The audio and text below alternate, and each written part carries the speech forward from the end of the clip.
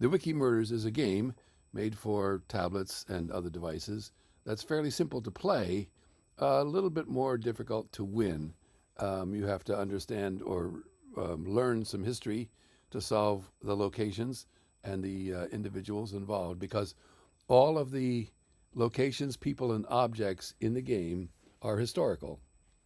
And in fact, almost all of them, as it says down here, has a Wikipedia page that you could find. And that's part of the game, is looking up the clues to find out which object or person or location is indicated. And at the end, you have to solve who committed the murder, where, and how the murder was done from the clues.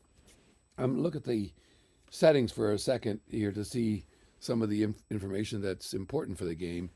There are, each game contains 12 locations, 12 suspects, and 12 potential weapons chosen randomly from this database. Right now, there are 201 locations in the game, 106 suspects, and 50 objects. And so each game is pulled out of that set.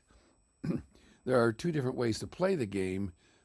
Basically, they're aligned about whether there's one person or more than one person playing the game. If there's just one person, you can make all of the guesses in one location in one turn. If there's more than one person playing the game, you're limited. Usually, you can override this, but it plays better if more than one person's playing the game. They only get one guess per turn, like some of the board games like that. And you can get an explanation of that here. Here's the scoring. I'm not going to go over that. Um, the images of the locations in this game are not historically accurate. They should be highly imaginative impressions, or whatever you want to call them. We use them because we think they're really, many of them are really beautiful and kind of fun and kind of cool, especially some of the ancient ruins where the AI program stacks pillars on top of pillars on top of pillars, and it looks even a little funny, but we think they're great for the game. Anyway, the images are all created by AI. A few of them are from DALL-E, from OpenAI. Most of them are from Microsoft's image creator, and a few others are from OpenArt and Dream Studio. Each image is indicated when it's shown where it comes from. But if you really want to understand the history and the real ruins or ancient cities or whatever, check out the World Monuments Fund, World History Encyclopedia, UNESCO, and of course Wikipedia to see what the ruins really look like, and sometimes get an idea of what it might have looked like when it was being used. Other than that, there's three different levels of the game. I'll go as we go through the game. I'll point out the difference in the levels. Obviously, 2 and 3 are harder than 1. 3 is especially hard because you have to actually type in the name of the weapon, which is very hard to get. So I'm going to play it with just one player. There, you can play up to 5 players that take turns, and it'll walk you through the turns. But I'm just going to play it with one, so to walk you through it fairly quickly. If you want to learn how to play the game, or you forget after seeing this video, if you click on this help, you'll get a walkthrough that actually shows you how to play the game step by step. This game is available for, it's designed for tablets, but is available for tablets and phones of the different major varieties. It should work on almost all of them. It's also available as as an Android pack that you can install on an Android emulator on your laptop, which is the way I'm running it here. I like to do that because then the images are really big and beautiful to look at. So up to you, but you can play it on your devices or you can play it on an emulator. So when you go into the game, you tap on an avatar. Each player taps on an avatar that they're going to use just to differentiate it. It's not, this is just for fun. I'm only one, so I'm going to tap on one avatar. And now we're ready to take the turns. When you're done selecting, all of the ones that are playing will show up here. There's only one, so we take our turn, get into it. So this is the setting for it. The setting is 12 museums in this town. It's a pretty big town. You move by tapping on the museum to go there. Then when you get there, you have to identify the contents of each museum, basically what the site or location is. We'll get into that a little bit. And it's important through, fantasy and technology, whatever. Museums contain buildings, archaeological sites, nature preserves, even underwater barrier reefs. It really, again, just for your imagination, think of them as going into the museum, but then you could be anywhere, anywhere in time and space. They're not linked by time. They're not connected by geography or anything like that. This is not a trivia or memory game. So you're strongly recommended to use a browser to search to find what the name is for that's being described. So do that. It's not against the rules. Maybe some of you advanced history buffs can play this game without allowing that. But for most normal humans, even the developers have to search the web sometime to get the name of a location. The witnesses are not necessarily reliable. They give approximate information, but they get some of the details are a little wonky. Again, those witness statements are generated by AI, generative AI. So that's part of the fun of the game. So now you're in the game, and you have 12 locations. The numbers don't really mean anything except when you get reports. Some of the reports will say location 10 or something like that. It also makes a difference with the route that the murderer took. That's part of the game and figuring it out. So pick a spot, go there, guess what the location is, and then go on from there. And you'll see how it plays. Let's pick the easiest one right here that you might all recognize, the Great Wall of China. We'll go there. And then this is the basic playing board for the game. There is a witness in every location. There is an object in every location. And the witness, you can ask the witness 3 questions. Did they see any object? Did they see anybody running or acting suspiciously near where they were? And you can also ask them if they killed anyone. Now, this is kind of a fun joke question. Most of the time, it'll give you some goofy answer like this. But if they were the murderers, sometimes they will leave behind a hint. I'm not going to say any more than that. When you have visited a question, it'll give you a check mark so you know what you've already done or looked at. And if you get it right, it'll give you a green check mark. There's no right or wrong for this one, so it's a gray check mark. So let's go into this museum that contains the Great Wall of China. And there's a little description here. Many descriptions are longer. This one is not as long as a lot of them, but gives you enough information that you can search if you search well to find it. So in here, well, now we're getting, what's the name of this structure? Well, Great Wall of China. Great Wall of China says yes, gives me points. It says the Great Wall of China up there and gives me a green check mark here, a green circle check mark here. And now I can go on to asking the other questions. At any time, you can also pull down the menu. The menu shows your score.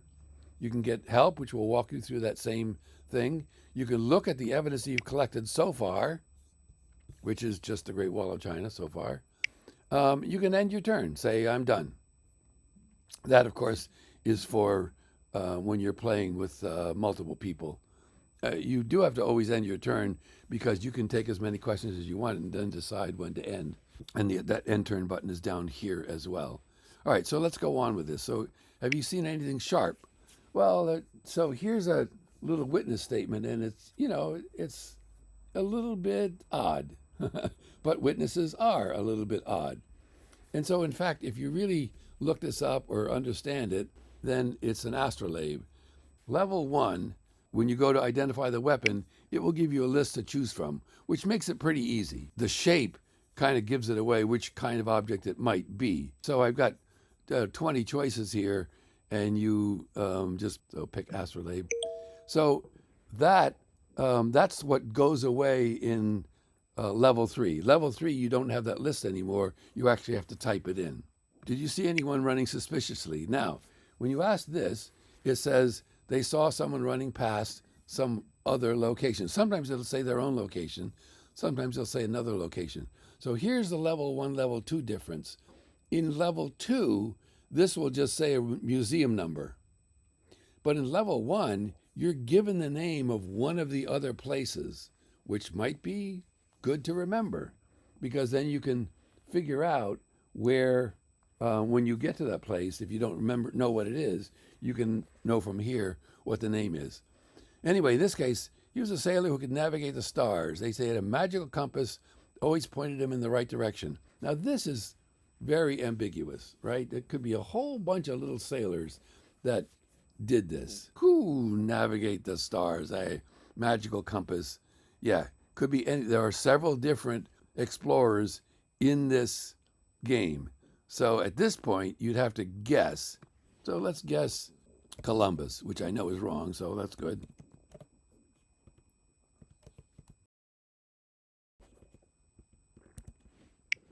Christopher Columbus? Nah. All right, so that's okay.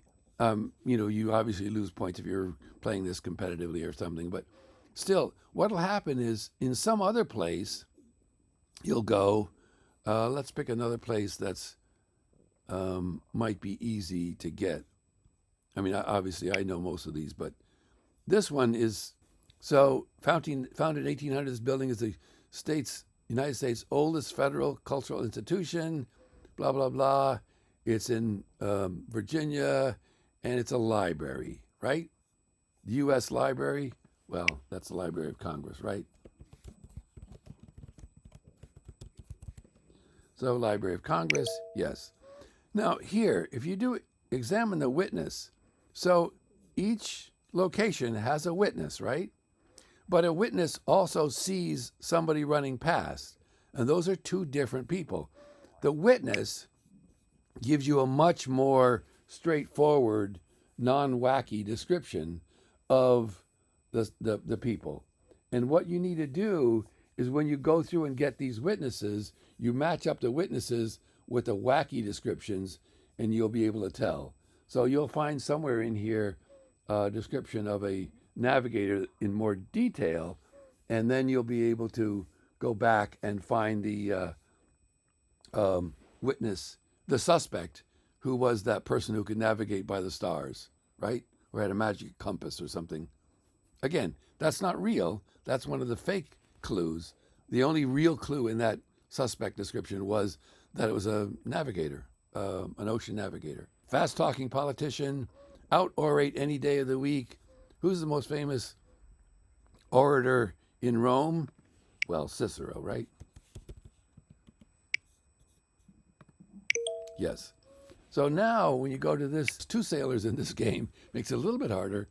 Lost sailor who thought the world was flat. They say he accidentally found America when he was trying faster route. So this one, is Christopher Columbus, right? So this one you can actually tell from this.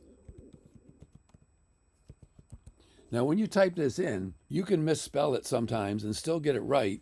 What it does, if you're online, if you're not online, it will skip this part. But if you're online, what it'll do is it'll search whatever you type in against Wikipedia first. That will do some spelling corrections, and it'll also give you back a more complete name such as this. And then it searches in the game with what it found from Wikipedia and find some entry in the game, and then that's what it presents to you. It says, is this correct for you? If you're not online, you can play this without a network. If you're not online, it'll just search the game. And then you have to have an exact string match. Yes, it's Christopher Columbus. So that's it. That's basically the basics of how you play the game. When you're back here on this screen, you do have more information here that helps you. This is really the basics for solving the puzzle of the game. For each location, it tells you which of the things you've identified. So I've identified the location here and the weapon, and I've not identified the person. Down here, I've identified the witness and the location, but not the weapon.